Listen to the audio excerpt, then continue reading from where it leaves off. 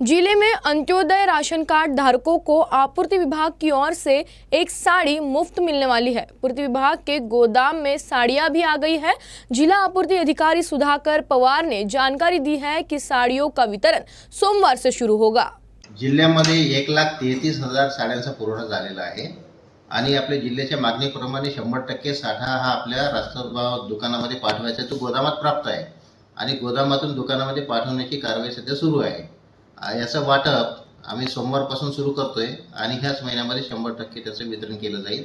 ही साडी वस्त्रोद्योग विभागामार्फत दिली जात आहे आणि मोफत आहे। प्रत्येक अंत्योदयाच्या रेशन कार्डवरती एक साडी असेल, त्यासाठी ग्राहकांनी कोणताही पैसा द्यायचा नाही आहे। 1,33,000 पूर्ण साड्या आपल्याला प्राप्त झालेल्या आहेत आणि आता सध्या राज्य शासनाच्या त्या गोदामात आहेत। त्याचं वितरण करणं दुकानाकडे पाठवणं सुरू आहे।